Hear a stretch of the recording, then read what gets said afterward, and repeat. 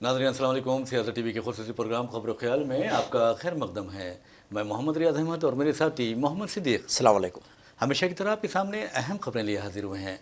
नाज़रीन, जैसा कि आप जानते हैं कि हम जो खबरें आपके सामने पेश करते हैं वो कल के अखबारात की सुर्खियाँ बनती हैं। न सिर्फ सुर्खियाँ बनती हैं बल्कि उन खबरों को इलेक्ट्रॉनिक मीडिया गैर मामूली अंदाज में नशर करता है। इसी तरह सोशल मीडिया पर ये खबरें वायरल होती हैं। मेरा नाज़रीन, जहाँ तक खबरों का सवाल है, आपको बता दें कि आज आपने देखा कि शहर हैदराबाद फ़रक़त बुनियाद में मिलादुन्नबी का जो जुलूस निकाला गया है वो मिसाली जुलूस है। और लेकिन आप अंदाज़ा कर सकते हैं कि अपना प्यारे नबी सल्लल्लाहु अलैहि वसल्लम के चाहने वाले जो होते हैं, प्यारे नबी सल्लल्लाहु अलैहि वसल्लम के इश्क का जो दावा करते हैं, तो आप अंदाज़ा कीजिए कि उनसे मसाजिद भरी होती हैं। वो ऐसे नेक कामों में अपने आप को मसरूफ़ रखते हैं जो इंसानियत की बहबूद के लिए होते हैं। और आपको ये भी बता दूं कि हुज़ूर सल्लल्लाहु अलैहि वसल्लम के चाहने वाला कभी मौसीकी पर नाचता नहीं। और आपको ये भी बताना ज़रूरी है कि प्यारे नबी सल्लल्लाहु अलैहि वसल्लम के इश्क और आपकी मोहब्बत का दावा करने वाला इस कदर ईमान का पुख्ता होता है कि वो उसे शैतान नहीं बहका सकता और ना ही वो नमाज छोड़ सकता है। और आप अंदाज़ा कर सकते हैं कि आज मिलादुन्नबी सल्लल्लाहु अलैहि वसल्लम के जुलूस के नाम पर जिस अंदाज में तूफ़ान बदतमीज़ी बर्पा की जा रही है वो काबिल मज़म्मत भी है, क्योंकि और लम्हे फ़िक्रिया भी है। आप अंदाज़ा कीजिए कि अल्लाह ताला का लाख लाख शुक्र है कि अल्लाह ताला ने हम सबको प्यारे नबी सल्लल्लाहु अलैहि वसल्लम की उम्मत मुबारका में पैदा किया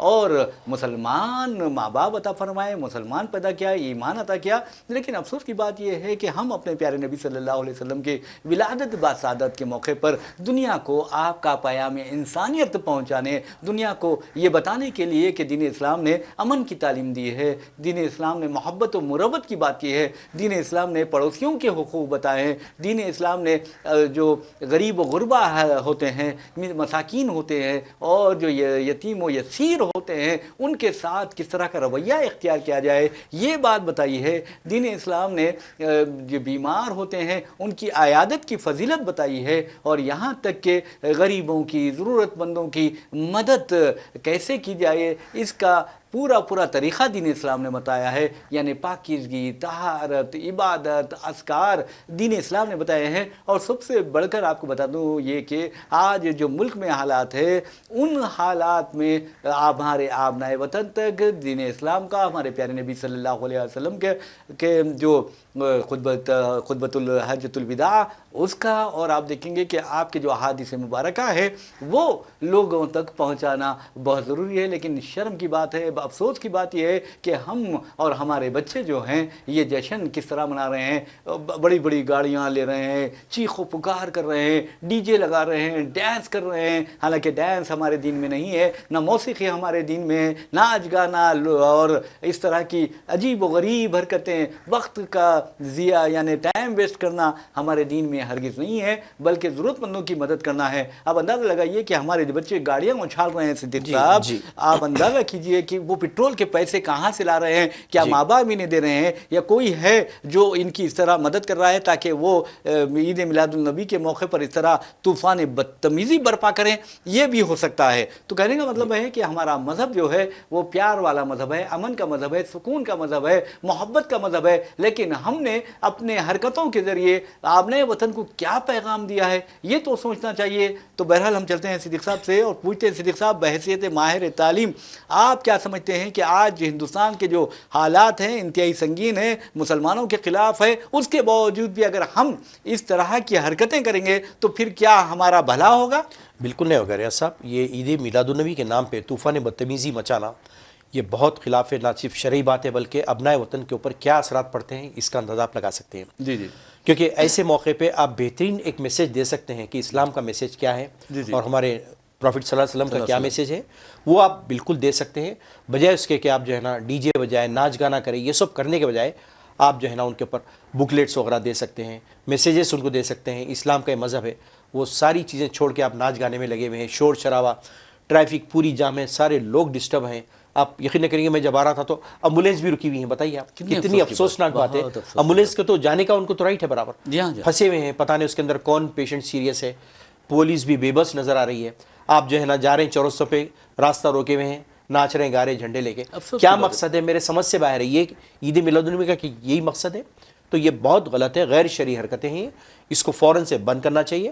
اور جو ہمارے علماء دین ہیں ان پر بھی بڑی ذمہ داری عائد ہوتی ہے کہ ڈسپلن پیدا کریں ہماری قوم میں، جو ہے نا ڈسپلن کا فقدان کیوں ہے یہ؟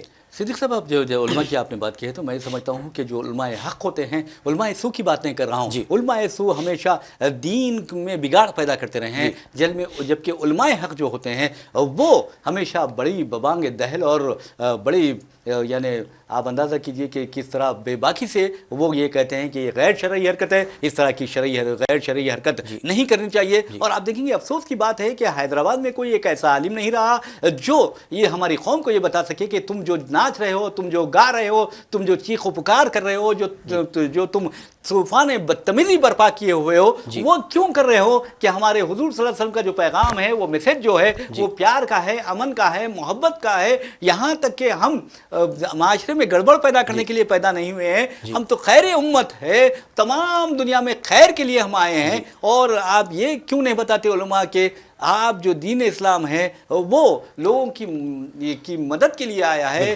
اور بیماروں کی عیادت کے لیے آیا ہے، ان کی تیمارداری کے لیے آیا ہے، مصیبت زدوں کی مدد کے لیے آیا ہے، یتیم و یسیر کے سر پر شفقت کا ہاتھ رکھنے کے لیے آیا ہے۔ لیکن ہم تو ناچ رہے ہیں، گا رہے ہیں، چیخ رہے ہیں، چلا رہے ہیں، اور ایسا لگ رہا ہے کہ یہ میلاد النبی نہیں ہے بلکہ تم کچھ اور اس کو رنگ دے چکے ہو۔ بالکل نہیں، ریاض صاحب ایسا معلوم ہو رہا ہے کہ ان کا مقصد صرف ٹریفک کو ڈسٹرب کرنا، لوگوں کو ڈسٹرب کرنا، جا کے جو ہے نا جو جھنڈے لے کے جو چورستوں پہ ٹھہر گئے ہیں، ٹریفک کو روک رہے ہیں، مسلسل افراتفری جو مچا رہے ہیں، یہی مقصد اس سیٹ کے کوئی ان کا اسلام سے کوئی لینا دینا نہیں، کوئی میسیج دینا ہی نہیں ہے کہ بھئی چلو بھئی یہ واقعی ہمارا میلاد النبی ہے، کوئی ایسا مقصد نہیں ہے۔ اسٹیج بنائے ہوئے ہیں جہاں پہ ڈی جے چل رہا ہے، گانے چل رہے ہیں، ناچ رہے ہیں، تو کیا میسیج دینا چاہتے لوگ؟ میرے سمجھ سے باہر ہے جانا ہے۔ اور افسوس کی بات ہے ناظرین، میں آپ کو بتا دوں کہ پیارے نبی صلی اللہ علیہ وسلم کے تعلیمات اگر ہم اپنے ابنائے وطن تک پہنچائیں گے، انہیں یہ بتائیں گے کہ اسلام نے کس طرح امن کا پیام دیا ہے، اسلام نے کس طرح تعلیم حاصل کرنے کا حکم دیا ہے، اسلام نے کس طرح کہا ہے کہ آپ ہمیشہ اپنا ہاتھ اوپر رکھیں اور کبھی ہاتھ نیچے نہ رکھیں، یعنی اسلام نے کبھی کسی کو یہ نہیں کہا کہ آپ مانگے بلکہ آپ دینے والے بنے، یہ کہا گیا ہے۔ اور اسلام نے ہمیشہ آپ دیکھیں گے کہ گداگری کو پسند نہیں کیا ہے، مانگنے کو پسند نہیں کیا ہے بلکہ دینے کو پسند کیا ہے، بچانے کو پسند کیا ہے، اور ہر کسی کی حفاظت کرنے کو پسند کیا ہے۔ اور آپ کو یہ بھی بتا دوں کہ دین اسلام واحد مذہب ہے جس نے واضح طور پر کہا ہے کہ ایک انسان کا قتل ساری انسانیت کا قتل ہے۔ اس کے باوجود ہم کس طرح کے حالات پیدا کر رہے ہیں، ٹریفک ہماری وجہ سے جام ہو رہی ہے، جبکہ آپ اندازہ کر سکتے ہیں کہ اگر آپ کیوں آئے ہیں، مسلمان اس دنیا میں کیوں بھیجا گیا ہے، مسلمان کے لیے یہ کہا گیا ہے کہ اگر راہ میں پڑا کانٹا بھی وہ ہٹا دے تو صدقہ ہے۔ بالکل ریاض صاحب، یہ جو اتنا ڈسٹربنس پیدا کیے ہیں، بجائے اس کے لوگ اتر کے ٹریفک کو جانے کے لیے مدد کرتے، تو بتائیے کتنا اچھا امپریشن بیٹھتا ہمارے جو نان مسلم بھائی ہیں کہ دیکھیے کیسا ڈسپلن میں، کتنے ایجوکیٹڈ سمجھدار لوگ ہیں، بجائے اس کے ٹوپی پہنے ہوئے، کرتے پہنے ہوئے تم لوگ راستہ دیتے، راستہ بناتے، پولیس کا کام اگر یہ لوگ کرتے تو بتائیے کتنا اچھا امپریشن بیٹھتا، بجائے اس کے کہ آپ ٹریفک جام کرو، لوگوں کو روک دو، ایمبولینس جا رہی ہے، ضعیف ہے، بیمار ہیں، سب رکے ٹھہرے ہوئے، گھنٹوں ٹھہری ہوئے ٹریفک جہاں کی وہاں، کوئی ڈسپلن نہیں، کچھ بھی نہیں، جو ہے نا بس افراتفری کا ماحول ہے۔ بہرحال میں سمجھتا ہوں کہ اس طرح اگر مذہبی قیادت جو ہے، سیاسی قیادت جو ہے اپنے آپ کو ان چیزوں سے دور رکھتے ہوئے یعنی بری الذمہ سمجھتی ہے، تو میں سمجھتا ہوں کہ بہت زیادہ غلط بات ہے، یہ رجحان غلط ہے، یہ قوم کو تباہی بربادی کے راہ پر ڈالنے کے مترادف ہے۔ ویسے بھی ناظرین آپ کو بتا دوں کہ جہاں تک ماں باپ کا سوال ہے، ماں باپ کو بھی چاہیے کہ اپنے گھروں میں بچوں کو سمجھائے کہ سیرت نبی صلی اللہ علیہ وسلم کیا ہوتی ہے، پیارے نبی صلی اللہ علیہ وسلم احادیث میں کیا فرماتے ہیں، پیارے نبی صلی اللہ علیہ وسلم نے ہمیں کیا کرنے کا حکم دیا ہے، کس طرح زندگی گزارنے کا حکم دیا ہے، کس طرح ڈسپلین کی پابندی کرنے کی بات کہی ہے، کس طرح وقت کی پابندی کی بات کہی گئی ہے، جہاں تک کہ کس طرح وعدے نبھانے کا حکم دیا ہے، ہدایت دی ہے۔ اور آپ اندازہ کر سکتے ہیں کہ علم کے حصول کو بار بار کہا گیا ہے، زور دیا گیا ہے تعلیم حاصل کرنے پر، لیکن آپ دیکھیں گے کہ ہم عید میلاد النبی مناتے ہیں تو کس یعنی طوفان بدتمیزی سے مناتے ہیں، جبکہ میں سمجھتا ہوں کہ یہ مسلمانوں کا جو امپریشن ہے یا جو امیج ہے، جو شبیہ ہے، وہ متاثر کرنے کی ایک سازش ہے اس طرح کی حرکتوں سے جو کی جا رہی ہے۔ وزیر ناظرین، آپ دیکھیں گے کہ جتنا جلوس نکل رہے ہیں اس میں جو بچے شامل ہیں، کیا ان بچوں کے بارے میں آپ کہہ سکتے ہیں کہ وہ نمازیں پڑھتے ہیں، وقت پر نماز ادا کرتے ہیں؟ اور محلوں کی جو مساجد ہے وہاں جا کے دیکھیے آپ، اگر صبح فجر میں جائیں گے تو ایسا لگتا ہے کہ مسلمانوں کی جو بستیاں ہیں وہ شہر خموشہ میں تبدیل ہو گئی ہے، ایک قبرستان کا منظر یعنی سنسان منظر پیش کرتی ہیں۔ آپ اندازہ کیجئے ظہر میں جا کر آپ مسجد میں کسی دیکھیے کہ وہاں پر ایک سب بھی بھرنی مشکل ہے، اسی کے ساتھ عصر میں جائیے، مغرب میں جائیے، عشاء میں جائیے، وہاں آپ کو یہ جو جلوس ہی ہے وہ دکھائی نہیں دیں گے، چند لوگ ایک سب بنائے دکھائی دیں گے، اور وہی میں سمجھتا ہوں کہ حقیقی طور پر عید میلاد منانے کے مستحق ہے۔ بالکل، آپ فجر کے ٹائم پہ جائیے، آپ کو پتا چلے گا کہ چند ضعیف لوگ، ایک صف بھی نہیں بھرتی ہے، یہ حال ہوتا ہے۔ ایسے ٹائم پہ تو آپ مساجد بھریں، آپ جا کے بتائیں، وہاں پہ آپ گیدرنگ کر سکتے ہیں نا، فجر میں کیوں نہیں؟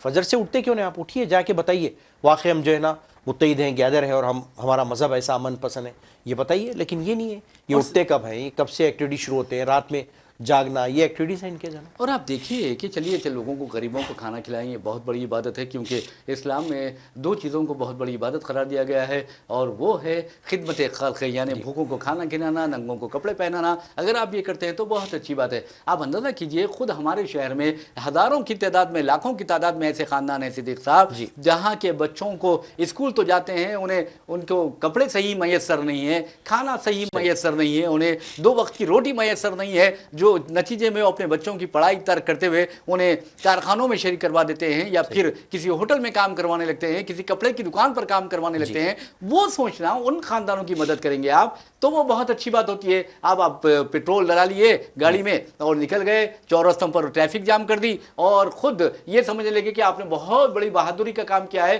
یہ بہادری کا کام نہیں ہے، بلکہ دین اسلام کو بدنام کرنے کا کام ہے اور مسلمانوں کو بدنام کرنے کا کام ہے۔ اس لیے میں سب کہتا ہوں کہ جو علماء اس طرح کی واعظ و نصیحت نہیں کرتے اور آگے آ کر بے باکی سے نوجوان کی رہنمائی نہیں کرتے، وہ اپنی ذمہ داریوں سے پہلو تہی کر رہے ہیں، اور وہ دن آئے گا جب اللہ انہیں پکڑے گا، کیونکہ اللہ تعالیٰ پہلے ان نوجوانوں کو نہیں پکڑے گا بلکہ انہیں پکڑے گا جو علماء ہیں۔ بالکل ریاض صاحب، یہ جلوس وغیرہ نکلنے سے پہلے کیا بتائیے کہ کسی ہمارے پاس کوئی علماء ہے، کسی نے گائیڈ لائنس ایشو کی ہے، کسی نے بتایا ہے کہ کس طرح سے کرنا چاہیے، کیا ڈسپلن قائم رکھنا چاہیے؟ کسی کی طرف سے کچھ بھی نہیں آتا ہے۔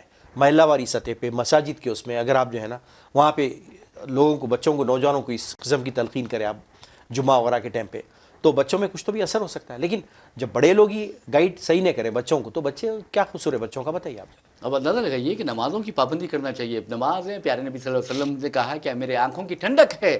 اب اندازہ کیجئے کہ یہ لوگ نمازیں ترک کر دیتے ہیں اور میلاد النبی کا جشن منانے جا رہے ہیں۔ ارے پیارے نبی صلی اللہ علیہ وسلم کا جشن منانا ہے تو بلڈ کیمپ یعنی خون کا عطیہ کیمپ کا اہتمام کرو، تاکہ جو مختلف بیماریوں میں مبتلا مرد و خواتین ہیں انہیں خون مل سکے، اور یہاں تک کہ تھیلیسیمیا کے جو پیشنٹس ہیں انہیں خون دیا جا سکے۔ اس کے علاوہ خدمت خلق کا یہ بہترین ذریعہ ہے۔ یا پھر آپ عثمانیہ ہاسپٹل جائیے، یا پھر گاندھی ہاسپٹل جائیے، یعنی شہر کے مختلف دواخانے جائیے، چار مینار طبی نظامیہ طبی شفاخانہ جائیے، وہاں پر کس قدر بے بس و مجبور لوگ علاج کروا رہے ہیں، انتہائی غربت کا شکار ہیں وہ۔ ان میں میوے تقسیم کیجیے، ان میں ادویات تقسیم کیجیے، ان میں کھانے تقسیم کیجیے، یہ اسی کے ذریعے اپنا مقصد پورا کیجیے۔ یہ حقیقت میں جشن ہوگا۔ اور جو ہمارے آبنائے وطن ہے، غیر مسلم بھائی ہے، انہیں یہ بتائیے کہ اسلام کس طرح امن کا پیغام دیتا ہے، اسلام کس طرح انسانیت کا پیغام دیتا ہے، انسانیت پر زور دیتا ہے، اور اسلام کبھی چھوٹے بڑے میں تفریق نہیں کرتا، امیر غریب میں تفریق نہیں کرتا، گورے کالے میں تفریق نہیں کرتا، اور اللہ کے سامنے سب برابر ہے۔ صرف اور صرف اس کا تقویٰ ہے جو انسان کو اللہ کا قربت عطا کرتا ہے۔ بالکل ریاض صاحب، محلہ واری سطح پہ بلڈ ڈونیشن کی ضرورت نہیں، بلکہ اور بھی میڈیکل کیمپس لگائے ہیں۔ جی ہاں، جی ہاں، تھائرائڈ ہے، کئی بلڈ ٹیسٹ ہے، یہ ہے، اور آج کل کیٹریکٹ ہے، اس قسم کے آپ جگہ جگہ، اس کے لیے کوئی زیادہ انفراسٹرکچر کی ضرورت نہیں ہے۔ آپ لگائیں محلے والی سطح پہ، ہر مذہب کے لوگ آئیں گے، فائدہ اٹھائیں گے، تو وہاں پہ کتنا اچھا امیج ہمارا جا سکتا ہے اسلام کا، بتائیے آپ۔ اور آپ دیکھیے کہ پڑوسیوں کے بارے میں کیا کہا گیا ہے دین اسلام میں۔ یہاں تک کہا گیا تھا کہ پڑوسیوں کا اتنے حقوق دے دیے گئے تھے، پڑوسیوں کے احترام، پڑوسیوں کے تحفظ کے لیے، کہ بعض کہا جاتا ہے کہ صحابہ یہ سوچنے لگے تھے کہ کہیں جائیداد میں بھی پڑوسیوں کا حصہ نہ ہو جائے۔ جی ہاں بالکل ریاض صاحب، اگر ایک محلے کا ایک پڑوسی بھی آپ کا بھوکا رہتا ہے تو آپ کے اوپر باس پرس ہوگی، آپ کے اوپر ذمہ داری ہے۔ اللہ تعالیٰ پوچھے گا کہ وہ بھوکا سویا، آپ کیا کر رہے تھے؟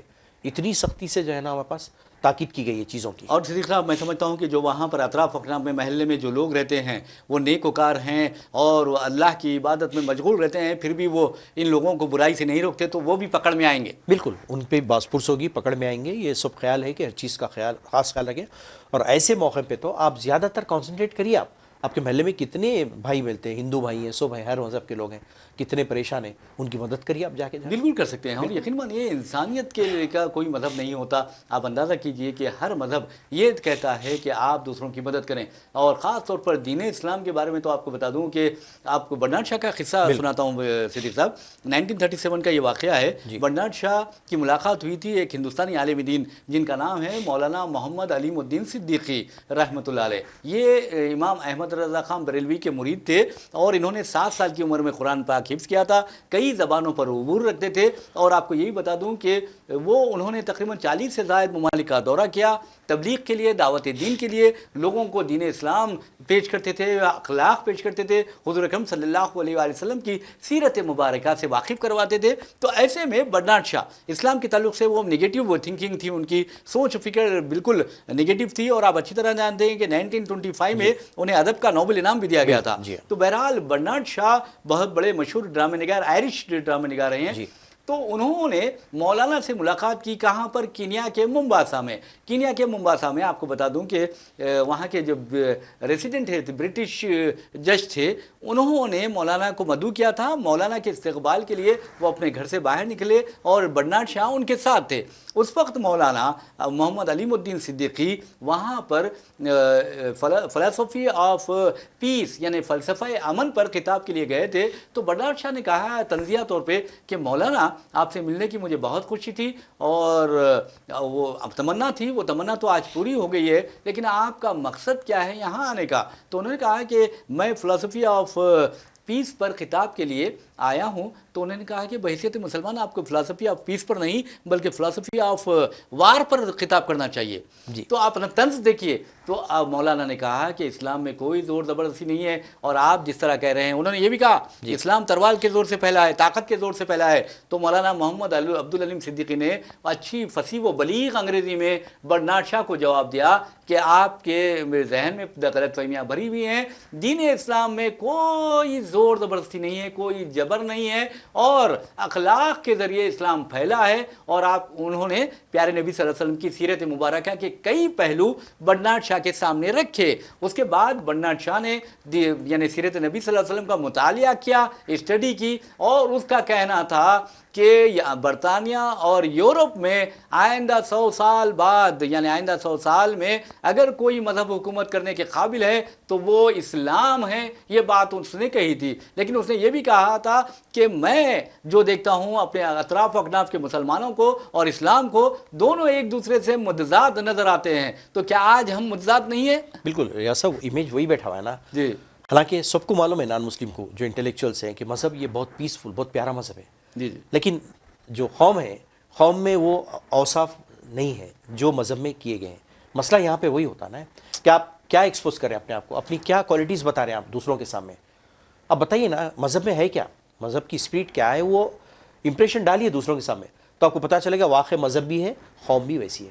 لیکن مذہب تو بہت پیارا ہے، بہت اچھا ہے، پیسفل ہے، لیکن قوم میں وہ اوصاف نہیں ہے.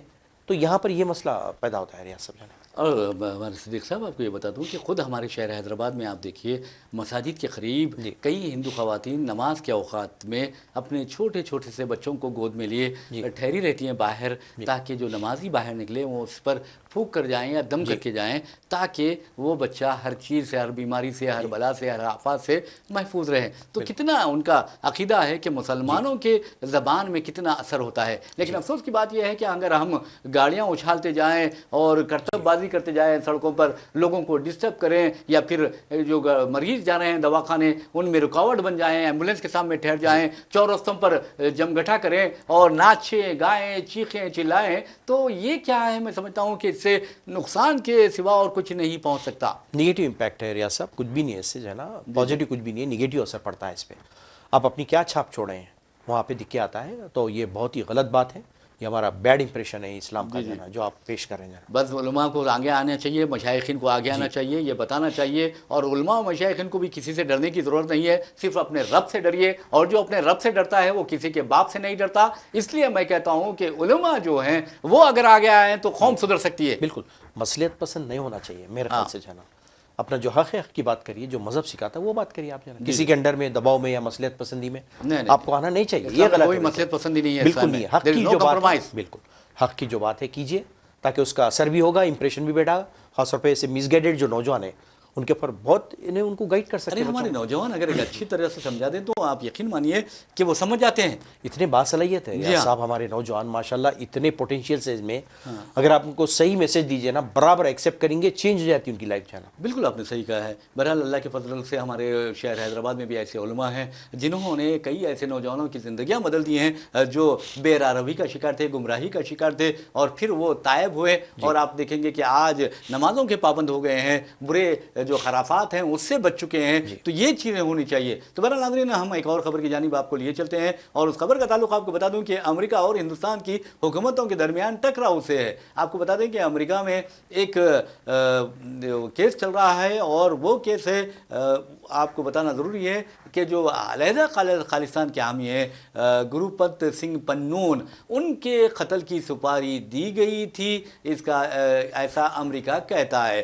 اور اس پر الزام عائد کرتا ہے. امریکہ نے اس سلسلے میں جو گروپت پنون نے ایک سول سوٹ دائر کر دیا ہے امریکی عدالت میں، اور امریکی عدالت نے اب حکومت ہند کو، اور آپ کو یہ بھی بتا دوں کہ حکومت ہند کے ساتھ ساتھ مشیر قومی سلامتی اجیت دوول کو، پھر اس کے بعد ریسرچ اینڈ انالیسس ونگ یعنی جو ہماری جو خفیہ ایجنسی ہے اس کے سابق سربراہ سامنت گوئل کو، اور را agent research and analysis wing کے ایجنٹ وکرم یادو کے ساتھ ساتھ Indian business man Nikhil Gupta کو سمن جاری کیا ہے. تو صدیق صاحب آپ یہ بتائیے، یہ سمن کے بارے میں امریکی عدالت نے کہا کہ اندرون 21 یوم اس کا جواب دیا جائے.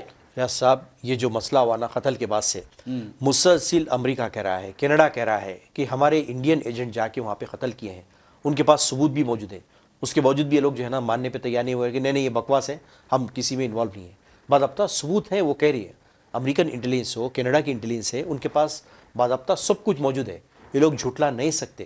وہی بیس پہ جو ہے نا وہ لوگ سمن ایشو کیے ہیں. جی. اچھا، آپ کو بتا دوں ناظرین، جہاں تک پنون کا سوال ہے، پنون کو یہاں پر دہشت گرد کہا جاتا ہے، لیکن بیرونی ممالک انہیں خالصتان کا ہیرو کہا جاتا ہے، یا علیحدگی کی پسند کہا جاتا ہے. تو کہنے کا مطلب یہ ہے پنون امریکہ اور کینیڈا کی دوہری شہریت رکھتے ہیں. جی، ڈبل شہریت ہے ان کے پاس، بالکل جو ہے نا. اور مسلسل یہ ایکٹیویٹیز کافی، آپ چاہے درپردہ کہیں یا ظاہر، یہ چل رہے ہیں کافی ایکٹیویٹیز. اور یہ کینیڈا میں خاص طور پہ، کیونکہ وہاں پہ اچھی خاصی تعداد بستی ہے سکھوں کی، وہاں پہ اس کی باضابطہ کیمپیننگ چل رہی ہے باضابطہ. تو جو قتل کیے جا رہے ہیں، کہ امریکہ تو جھوٹ نہیں بول سکتے، انٹیلیجنس تو بہت ایڈوانس ہوتی ہے. ان کا بیان ہے کہ یہاں کے ایجنٹ گئے جا کے وہاں پہ قتل کیا جا رہا ہے. بہرحال ناظرین، آپ کو بتا دوں کہ برطانیہ کا ایک اخبار ہے فائنینشیل ٹائمز. فائنینشیل ٹائمز نے نومبر میں ایک رپورٹ شائع کی تھی، اور جس میں امریکہ کے حوالے سے، یعنی امریکی حکومت، امریکی ایجنسیوں کے حوالے سے بتایا گیا تھا کہ امریکہ نے پنون کو قتل کرنے کی جو سازش رچی گئی تھی اسے ناکام بنا دیا ہے. پنون کو قتل کرنے کا منصوبہ ناکام بنا دیا ہے. تو ہم اندازہ کر سکتے ہیں کہ اس کے بعد پنون کو جو قتل کرنے کے لیے جو بھیجا گیا تھا اسے بھی گرفتار کر لیا گیا ہے، اور چیک جمہوریہ سے اسے گرفتار کر کے امریکہ منتقل کیا گیا. جی ہاں، بالکل یہ چل رہی ہے، نیوز آئی تھی اور باضابطہ اس کا. لیکن یہ لوگ، ہمارا گودی میڈیا ہے، اس کو تو ایسے چیزوں کو تو ہائی لائٹ کرتا نہیں ہے، خاموشی سے دبا دینے کی کوشش کرتے ہیں.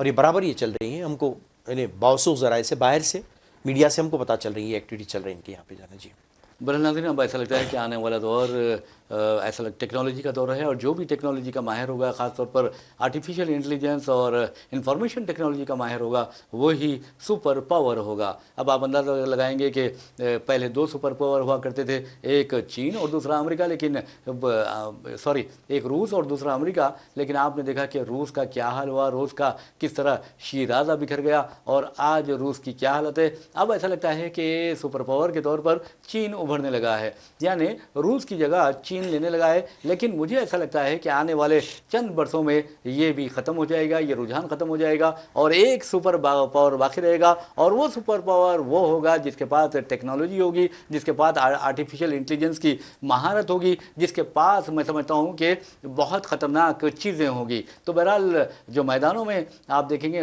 میدان جنگ کے جو میدان ہوتے ہیں، وہاں پر جو دو فوج ہے وہ آپس میں ایک دوسرے سے ٹکراتے ہیں، لیکن ایسا نہیں ہوگا اب کہ آپ دیکھیں گے کہ آنے والے دنوں میں ڈرونز سے کہیں زیادہ عصری اشیاء یا عصری ایجادات کو میدان میں لایا جائے گا، اور یہاں تک کہ آپ دیکھیں گے کہ جو انسان ہے وہ انسان لڑائی نہیں لڑیں گے، بلکہ آرٹیفیشل انٹیلیجنس کے ذریعے ان جنگوں کا فیصلہ ہوگا۔ اور اس سلسلے میں آپ کو بتا دوں کہ جو دجالی طاقتوں کی نمائندگی کرتا ہے، ایسا لگتا ہے کہ وہ اسرائیل ہے۔ اسرائیل کے پاس آپ دیکھیں گے کہ اب حال یہ ہو گیا ہے کہ وہ آپ کے پیجر میں دھماکو مادہ رکھتے ہوئے اسے دھماکے سے اڑا سکتا ہے، آپ کے واقی ٹاکیز کو اڑا سکتا ہے۔ تو اس کا مطلب یہ ہوا کہ یہ دجالی طاقت اور یہ سپر پاور بننے والی کوئی اگر طاقت ہے تو وہ اسرائیل ہے، اور اسرائیل جس انداز میں یعنی ایک ٹیکنالوجی کا استعمال کر رہا ہے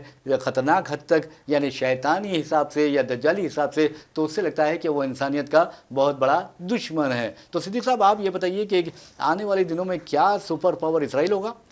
ریاض صاحب، اب ایک ٹریڈیشنل وارفیئر کا جو ہے نا بالکل جو نیچر ہے وہ تبدیل ہو چکا ہے۔ اب وہ نہیں رہا جو ہم پہلے لڑتے تھے دو طاقتیں، اب تو جنگ صرف وہی جیتے گا جس کے ہاتھ میں لیٹسٹ ٹیکنالوجی ہے، خاص طور پہ اے آئی ہے اور بھی بہت سارے ڈیولپمنٹ ہے، اور وہی جیتے گا، اور اتنی جو ہے نا دنیا میں افراتفری، انہیں خون خرابہ وہی کر سکتا ہے اپنی نئی ٹیکنالوجی کے ذریعے سے جانا۔ تو اب اس کے لیے جو ہے نا آپ کو تیار رہنا ہے، مینٹلی آپ کو، فزیکلی جو بھی آپ کو تیاری کرنا ہے، اگر آپ کو وہ دشمن کو آپ کو ماننا ہے۔ یہ نئی قسم کا جو ہے نا یہ وارفیئر ہے۔ لیکن میں سمجھتا ہوں کہ دیکھیے اسلامی ملکوں میں اور مسلم ممالک میں، عرب ممالک میں جو ہے صلاحیتوں کی کوئی کمی نہیں ہے۔ اگر یہ عرب ممالک، مسلم ممالک آرٹیفیشل انٹیلیجنس ہو یا آئی ٹی سیکٹر ہو، اس میں کامیابی حاصل کرتے ہیں، نئی نئے اختراعات کرتے ہیں، اس پر پوری توجہ مرکوز کرتے ہیں، اور اپنے دفاع کو، اپنے ڈیفنس کو یقینی بناتے ہیں، تو پھر اس طرح کی جو دجالی طاقتیں ہیں وہ ان ممالک کا کچھ نہیں بگاڑ سکتی۔ بالکل، بہت پوٹینشیل ہے ریاض صاحب، ان کے پاس کافی ماشاءاللہ دیر دولت مند ریچ ہیں، اور کافی محنت بھی کرتے ہیں، ساری صلاحیتیں موجود ہیں، تو فوراً اس پہ توجہ دینا چاہیے ہمارے گلف کنٹریز جو بھی مسلم کنٹریز ہیں، اسلامی کنٹریز کو، تاکہ یہ دجالی جو قوتیں اسرائیل کا مقابلہ کیا جا سکے۔ بہرحال ناظرین، اسی کے ساتھ ہم اپنا پروگرام خبر و خیال اختتام کو پہنچاتے ہیں۔ اپنے میزبان محمد ریاض احمد کو اور میرے ساتھی محمد صدیق کو اجازت دیجیے، انشاءاللہ پھر ملاقات ہوگی، پھر بات ہوگی، تب تک کے لیے اللہ حافظ۔ اللہ حافظ۔